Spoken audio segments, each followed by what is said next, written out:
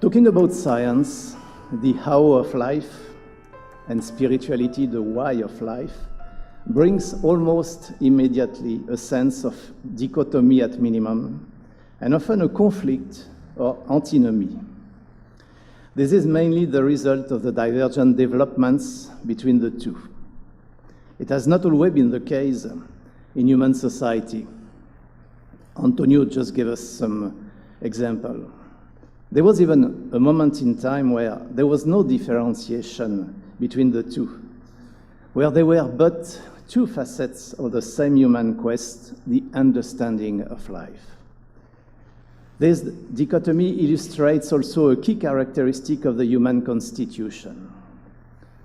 On one side, the use of the intellect, the use of our capability to sense, to measure to the universe, together with our mental capability to model all our perception. And on the other side, the non-mental aspect, driven by intuition, which give access to other dimensions of reality. The first is called natural science, the other one, universal science. And thanks to José, now we know where are in our brain both parts. So science as spirituality is the search for the understanding of nature or reality. This is exactly what HPB, how she defined science. Our old lady says, science is an abstract of every fact, a comprehension of every truth within the scope of human research and intelligence. In a similar way, Professor Einstein expressed it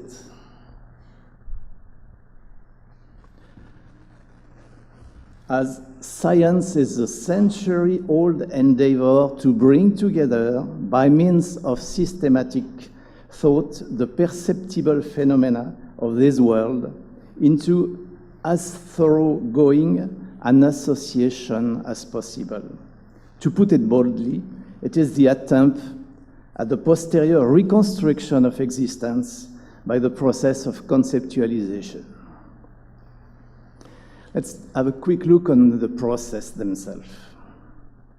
The source of spirituality is most of the time the fruit of revelation, which sources are lost in time, brought to humanity by divinity or their servant, and which content are carried on by traditions from one period of time to the other one, and from one continent to the other one.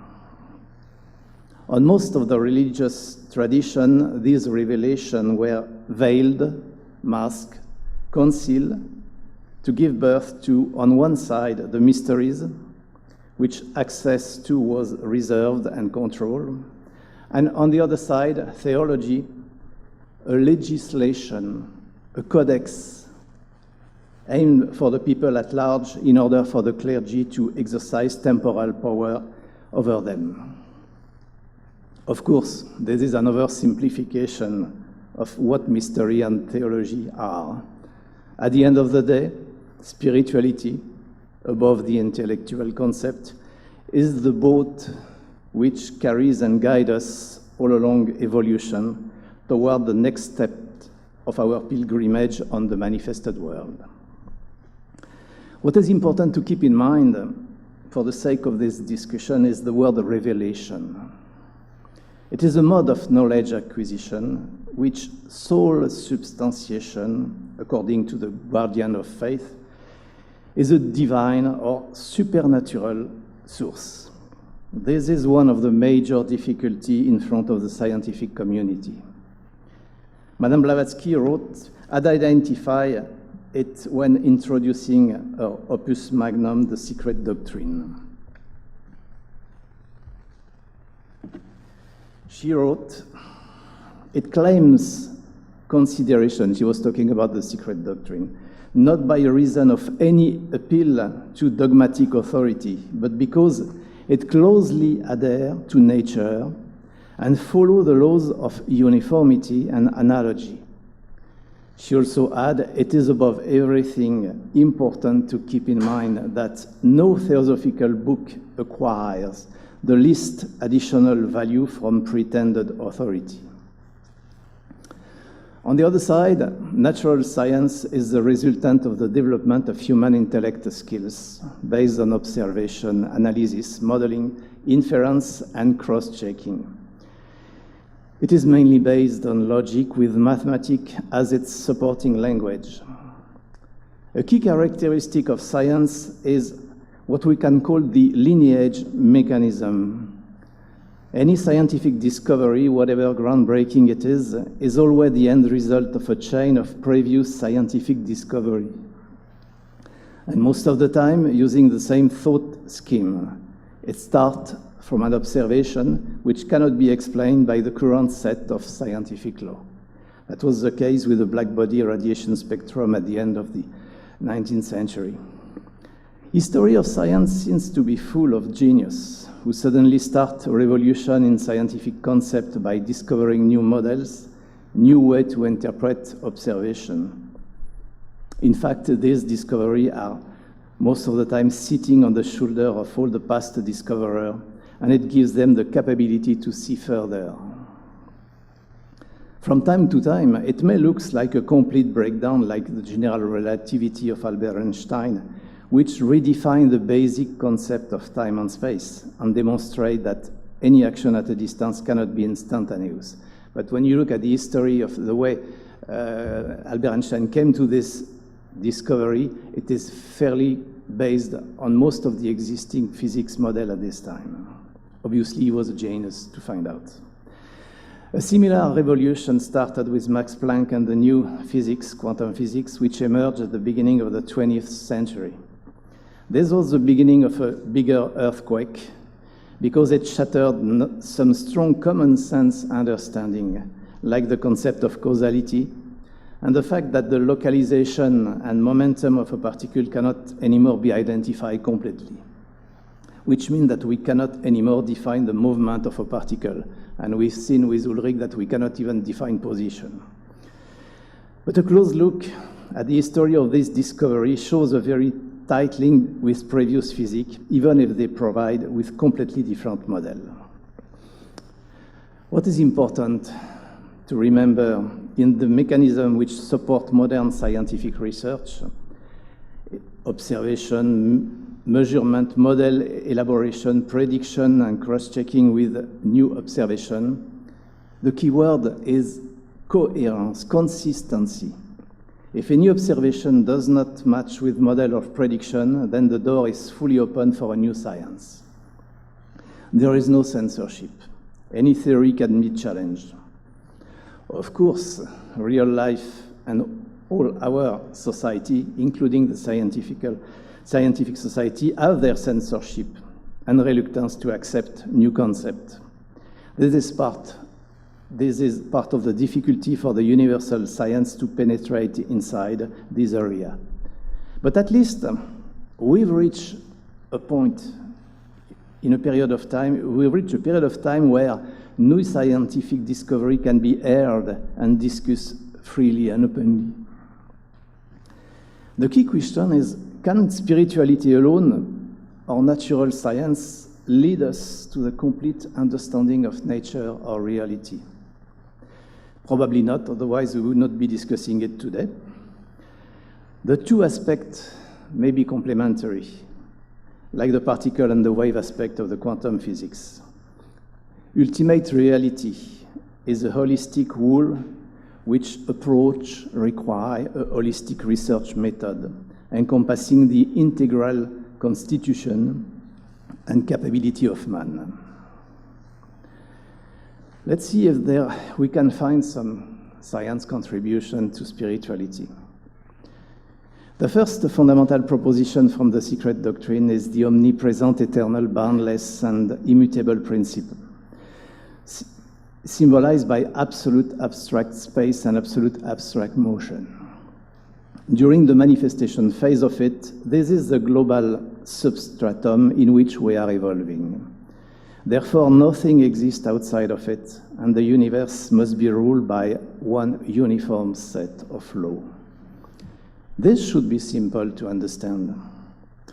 But we, as sparks of consciousness in our evolution rings, have added so much mental complexity and bias that a single truth became an infinity of different individual truths. Spirituality has degenerated in religions and philosophy which went away from real human experience. They have the tendency to become crystallized dogma, which do not provide any more real support to the pilgrim on his way. Of course, that's another oversimplification. There has been and there is still awakened souls capable to experience and transmit the core of the teaching. But a quick look to the current state of the world shows us that there must be very few and very well hidden from the masses. Religion based on revelation does not leave any room for discussion and reconciliation with day-to-day fact and observation. Or, more accurately, they provide stereotyped answers for all questions, and if the answer is too far or too opposite to the recurrent fact, then it retreats behind the veil of revelation. On its side, science had to overcome in the Western world the yoke of secular Judeo-Christian tradition which controlled fiercely any attempt to challenge its dogma. It took centuries and martyrdom to emerge from obscurity. But then, when the door started to open, the pendulum went on full stop on the other side. Too happy to have killed the anthropomorphous God who had persecuted them for centuries, the 19th century scientists declared that science was or would be able to explain everything, including consciousness. It was the time of the positivists, with Arthur Comte as their leading figure. It did not last long, but enough to crystallize the materialistic philosophy of life, at least in the scientific community. It was also the time, must have been some great time, where Madame Blavatsky published her opus magnum, The Secret Doctrine, announcing in her preface, "The aim of this work may be thus stated, to show that nature is not a fortuitous concurrence of atoms, and to assign to man its rightful place in the scheme of the universe." Since this time, science made tremendous progress, not only on discovery and theory, but also in its philosophy of science. The positivist attitude largely disappeared, even if it still resonates in some laboratory, and many of the science discoverers of the last 50 years have a much more humble attitude in front of reality. They publicly admitted, not all of them, that they just don't know about the universe's fundamental principle. Richard Feynman, during one of his famous lectures on physics in 1963, wrote and was teaching that it is important to realize that in the today physics, we have absolutely no knowledge of what energy is and why it is conserved. Of course, we know how to measure energy, we know the transformation scheme, but we have no scientific idea about what energy is. The same can be said about one of the fundamental processes observed and measured on Earth and now in the nearby space, planet, and other bodies like comets and asteroids. One of the fundamental ones, gravitation, remains a mystery, even if we can measure and predict its action on massive bodies. The current theory expects the discovery of the graviton, the particle which transmits the gravitational interaction. And a lot of effort and money have been deployed to detect gravitational waves since more than 20 years with no success as of today, even if we heard from time to time some discovery which are negated the following day. All these facts have opened up the Pandora box for new theory, and many cosmological models are proposed every month for testing. The interesting consequence of not knowing is an opening of the scientific mind, even if it concerns only a minority of scientists. As an example, David Bohm, physicist and philosopher, developed the concept of wholeness in an attempt to describe a reality in combining the ancient Greek philosophy and new scientific theory, like quantum physics. Somehow like what the Heliozoists in the ancient Greece taught long time ago.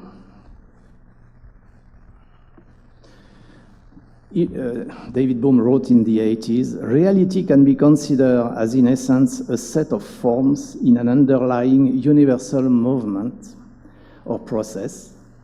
Our general worldview is itself an overall movement of thought, which has to be viable in the sense that the totality of activity that flow out of it are generally in harmony, both in themselves and with regard to the whole of its existence.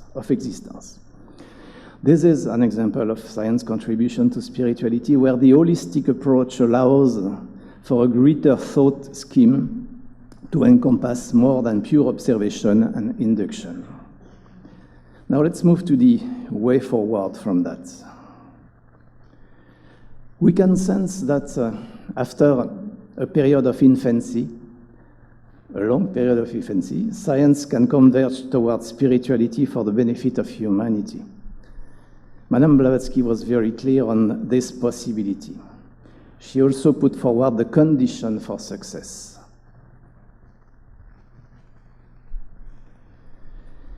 So far as science remains organized common sense, so far as its inferences are drawn from accurate premise, its generalization resting on purely inductive basis, every theosophist and occultist welcomes respectfully and with due admiration its contribution to the domain of cosmological law.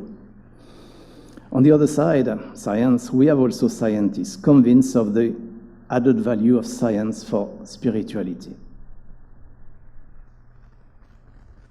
Another one.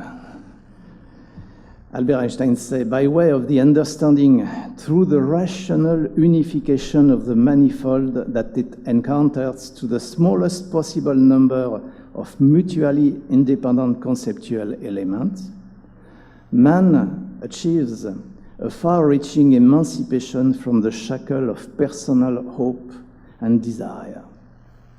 Therefore, attain that humble attitude of mind toward the grandeur of reason incarnated in existence, and which, in its profoundest depth, is inaccessible to him.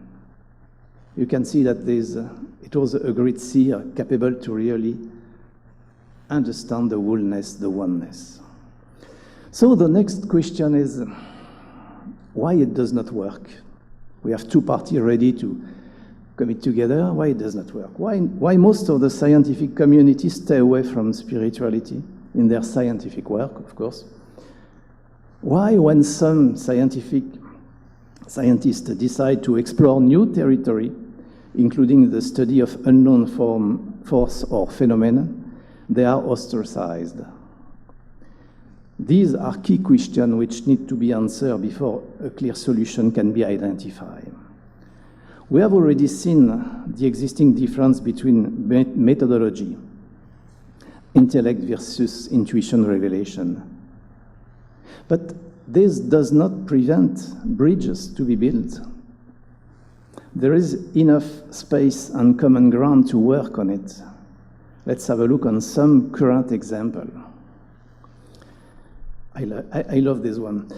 Theosophy teaches that all the cells of a human body are replaced by new ones every 7 years. Science has witnessed this process of replication and came with the following. We have roughly, please remain seated, 100,000 billion of cells inside our body. Linked together, they would represent a chain of 15,000 kilometers. Every day, in our body, currently, for every one of us, 20 billion of cells will die and will be replaced by new one. I'm sure we did not notice that. The regeneration cycles take from some hours for the blood cells to 15 years for the ribs bones, which give an average around 10 years. So the process is recognized by both wisdom tradition and science with a similar order of magnitude for the rate. That's also, by the way, a very good example about the fact that we are inhabiting the body. We are not aware of many things which are happening inside. Another example about one of the key processes in our cosmos. I'm back to gravitation. I love it. Madame Blavatsky clearly highlights the fact that gravitation has fundamentally an electrical nature. That must be puzzling. In 2006, two Swedish scientists, Professor Zen Johansson and Pervar Johansson, published a completely new theory based on the property of the vacuum polarization. And we will not go, don't worry about it. And coherent with most of the last century major discovery, introducing a new model for the structure of the vacuum.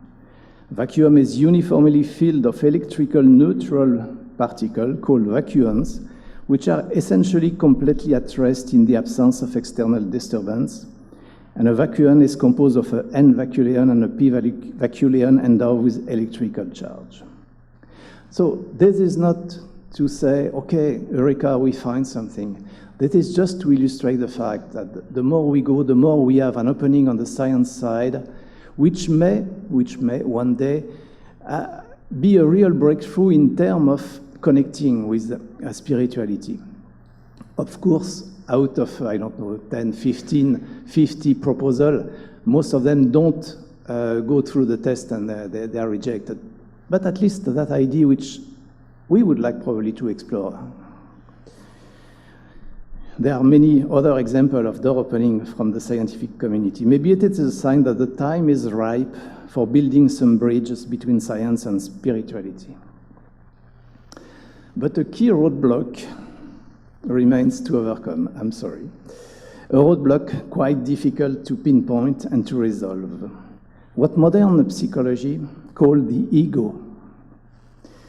It is one of the key characteristics of man's constitution, at the heart of almost all our thoughts, speeches, and action, with a very tricky and subtle behavior. It grabs everything which comes to its attention through the sense and the memory, just to keep existing. It weighs any situation in order to decide what is best for the sake of its survival. It is fueled by desires, and it is driving us, and therefore the world, toward more for me, the ego. This is the Lord of materialism, the Lord of the lie. Sometimes a cartoon is better than 1,000 pages of script.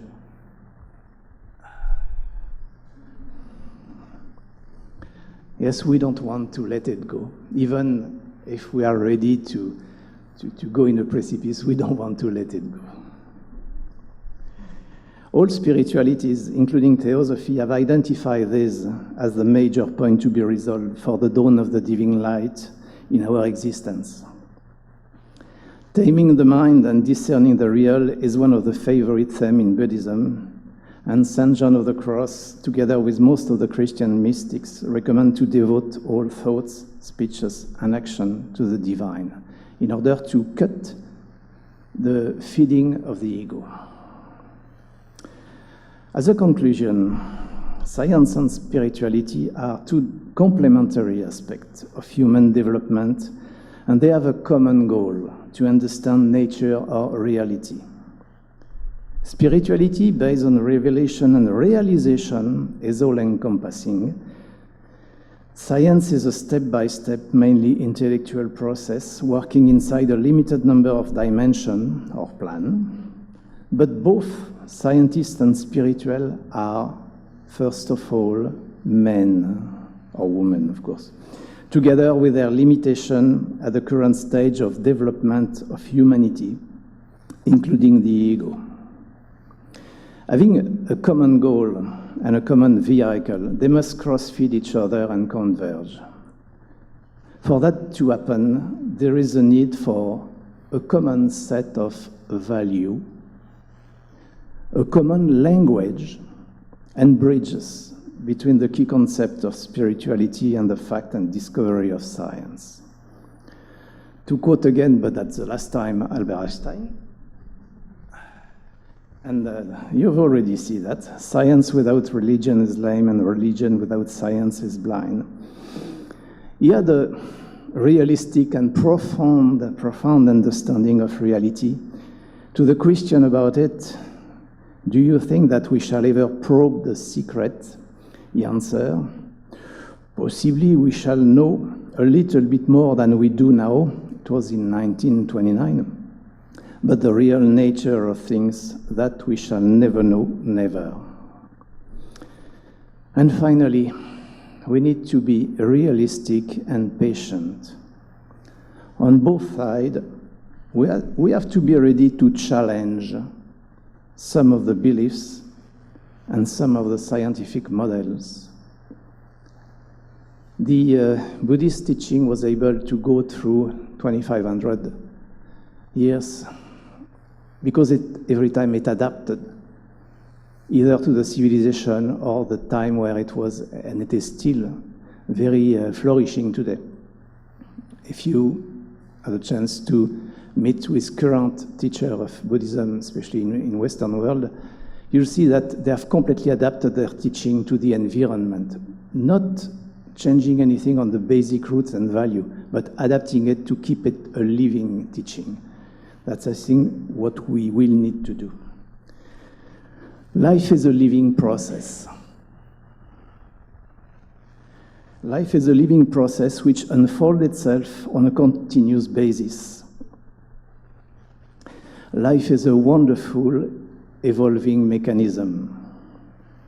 Let us flow inside its magnificent current, equipped with a luminous life vest, love, before we can walk on the waters.